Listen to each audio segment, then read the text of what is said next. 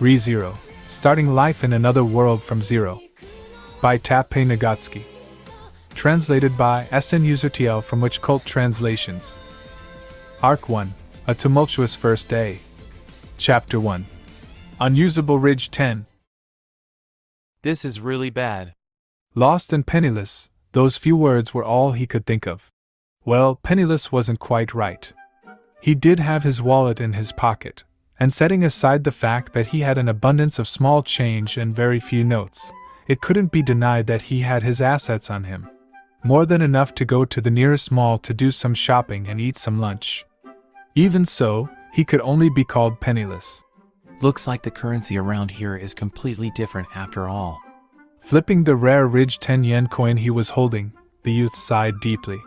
He was an unremarkable youth bearing short black hair and average stature.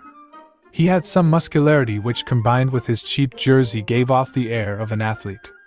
His sharp eyes were his only noteworthy feature, and now even they drooped helplessly. The banality of his appearance was such that one could instantly lose him in a crowd.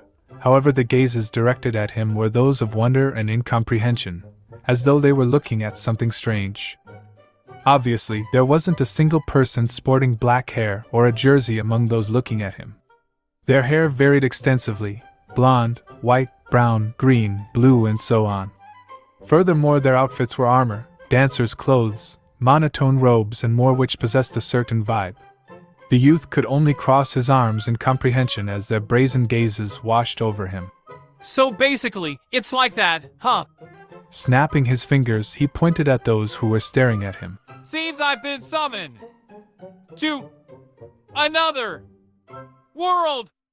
Before his eyes was a carriage drawn by a massive lizard-like being. Natsuki Subaru was born in Heisei-era Japan's pressure-free education system.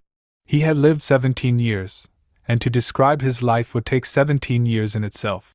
Setting that aside, his present situation could be simply described as high school third year shut-in, or in more detailed terms, a piece of trash who disregards everything, even his parents, to shut himself in his shell even with his entrance exams right around the corner. There was no particular reason for his solitude. On typical weekdays, he would occasionally think, Getting up now would be a pain. And that became an impetus to cut school. With his absences steadily increasing, before he realized it, he'd become an exemplary shut-in who brought tears to his parents. He spent his days in sloth, plunging ever deeper into the net with minimal communication. The result being a summons to another world, huh? I don't really get it myself. Reconfirming his surroundings yet again, he heaved his umpteenth sigh. He had moved from the street he was on, and was presently sitting in a somewhat dim alley. The ground was paved. A rough job compared to modern Japan, but it wasn't bad. Supposing this is a parallel world fantasy, I guess this must be the standard medieval civilization. I didn't see any machinery, and they build with stone and wood. He thought back to the sights he'd seen on his way to the alley and organized the information in his head. He would frequently let his imagination run wild. As a result, he was more than prepared for his present situation.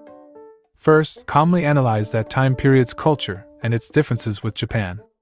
Ascertain any differences in the laws of physics and possibility of contact with humanoid organisms. These were his priorities. Alright, let's do this. I'm not imagining you guys, and I'm fairly certain about the level of civilization. It seems like my money won't be of any use, but I took the opportunity to speak to a shopkeeper and we had no problem communicating. Upon realizing he'd been summoned, the first thing Subaru did was attempt to negotiate with a grocer. Having attempted to purchase the apples with his Japanese yen, he was promptly denied. It seemed that this world used gold, silver, and copper coins as its currency. The inherent value of currency in this world was easy to understand, certainly befitting a parallel world fantasy. Well, I suppose there would be mixed metal fakes. Something like a 501 coin would probably degrade, though. Probably heavy to carry around. He thought as another lizard-drawn carriage passed through the street. This produced a giant cloud of dust, and yet the townsfolk paid it no mind, as though they were completely used to this. Even so, they don't seem nearly as common as cars were. Come to think of it, I haven't seen any dogs or cats around here. The lizards drawing the carriages appeared considerably larger than horses. Their body mass seemed constant relative to their proportions, but it was certainly worrying to see reptiles of that size. They're commonplace, huh? Both lizards and humanoids. Then the final piece he had to confirm, the unique looks of this world's humans. They possess very colorful hair, but one could easily obtain any hair color with dye. For a parallel world fantasy, that was nothing extraordinary. Instead, Subaru focused on their animal ears. At a cursory glance he spotted dog ears, cat ears, perhaps even bunny ears, and he may have even caught sight of a lizard man-like being. There were also those who looked no different from Subaru, which led him to conclude. The genre is parallel world fantasy. The culture is that of your typical medieval civilization. Demi-humans are common, so battle and adventure might be common as well. The animals show some minor changes, but they basically serve their functions. Is that how it is? Having deduced that, Subaru exhaled a long breath that wasn't quite a sigh. Having spoken of the circumstances he'd ended up in, he knit his brows at this seemingly convenient development. If things proceeded according to his fantasies, he'd freely use his modern knowledge to obtain incredible power. However, this world was slightly different from what he'd planned for. I'd run perfect simulations of the Sengoku era. If I'd ended up there, I'd have seized the country from Nobunaga. When it came to parallel world fantasy, at best his knowledge amounted to gunpowder production. And even that was meaningless considering this world's technological level. Parallel world fantasy generally came with magic. If that were the case, it would probably make gunpowder little more than fireworks.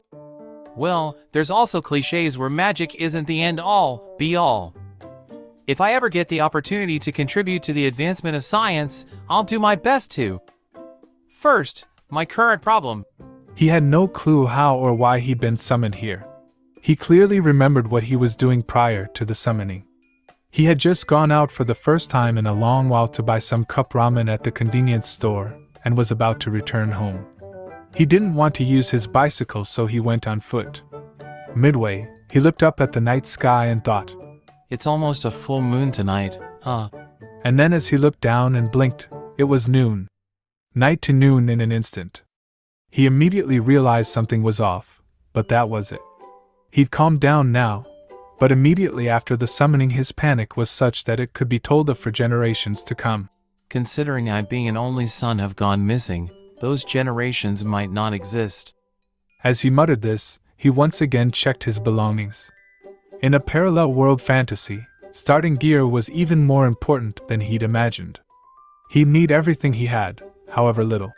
First, his cell phone, with a dying battery, his wallet, containing many video rental membership cards, the ramen he bought at the convenience store, shoyu tonkatsu, some snacks, corn potage flavored, his beloved gray jersey, unwashed, worn-out sneakers, of 2 years, and more. That's that, huh? Why didn't I at least carry a pistol? What do I do now? It seemed only his snacks would prove useful, and only to fill his belly. The situation is hopeless. And of course I don't know the source. I don't even have any memories of passing through a mirror or hopping in a pond. Most importantly, where's the beauty who summoned me? The heroine's absence, by 2D standards, was an act of inconceivable negligence. To summon him and just leave him like that, it was as though he was simply thrown away. In truth, Subaru could no longer escape reality now that he'd assessed his situation, and he could only hang his head in despair. Oh, give me a break already! What on earth am I supposed to do here? Subaru was already at his limit as he muttered complaints. He earnestly wanted to go back. Fantasy was best left in the realm of fantasy. It was fun to imagine arriving in another world to obtain incredible power, but to actually end up in such a situation, what could he really do? For now, what's important is survival, but will my level 1 communication ability be enough? Aside from his family, he only really spoke to store clerks. He'd lived this lifestyle for almost a year now and had long forgotten how to navigate social interactions. Even though I can type at speaking speed in online chats. Subaru moved his fingers nervously as he contemplated his future in despair. However, his expression changed when he heard the sound of footsteps echoing through the alley. He looked up to see 3 men blocking the exit.